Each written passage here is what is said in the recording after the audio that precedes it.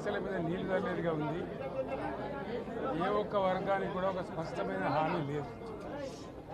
రాష్ట్ర రైతులను పొగుడుతున్నట్టుగానే పొగుడుతూ వెన్నుపోటు పొడిచింది ప్రభుత్వం. ఖచ్చితంగా స్పష్టంగా వాళ్ళ వైఖరి చెప్పినారు. గతంలో ఇచ్చిన మాదిరిగా కాకుండా రైతు బంధులో రైతు భరోసా పేట పథకంలో అనేక ఆంక్షలు పెట్టబోతున్నట్టుగా ప్రత్యక్షంగా చెప్పి రైతులకు ఆల్రెడీ మోసం చేశారు. బడ్జెట్లో వాళ్ళ నైజాం కూడా స్పష్టంగా బయటపడింది.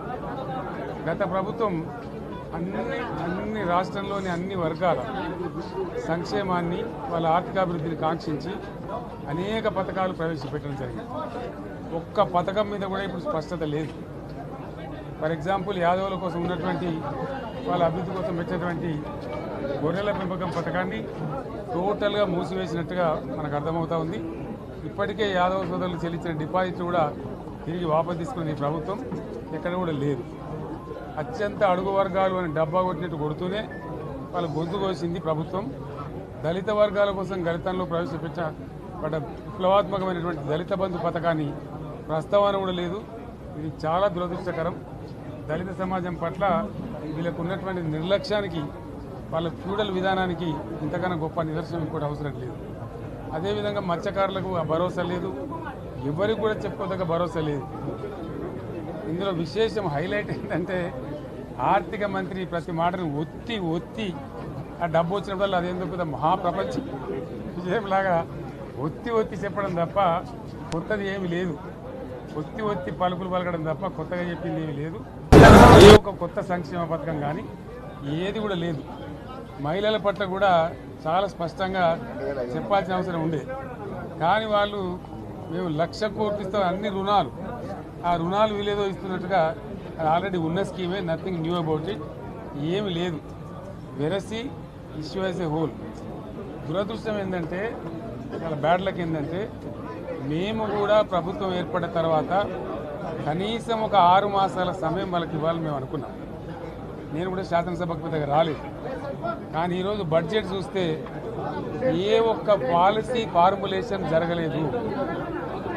రాష్ట్రానికి సంబంధించినటువంటి ఏ ఒక్క విషయంలో కూడా ఈ అర్బక ప్రభుత్వం ఇప్పటి వరకు పాలసీ ఫార్ములేషనే చేసినట్టుగా కనపడతలేదు. వ్యవసాయం ఉంది, మాకు స్పష్టమైన అవగాహన ఉండే ఈ రాష్ట్రంలో వ్యవసాయ స్థిరీకరణ జరగాలని మేము 2 పంటలకు కూడా ఇచ్చినాం రైతు బంధు. వీళ్ళు ఎగ్గొడతామని చెప్తా ఉన్నారు. మేమేదో రైతులకు ఇచ్చిన డబ్బును దాన్ని పాడు చేసినాము, చెడగొట్టినాము, దుర్వినియోగం చేసామన్న పద్ధతిలో దురదృష్టకరమైన వ్యాఖ్యలు చేస్తూ ఉన్నారు.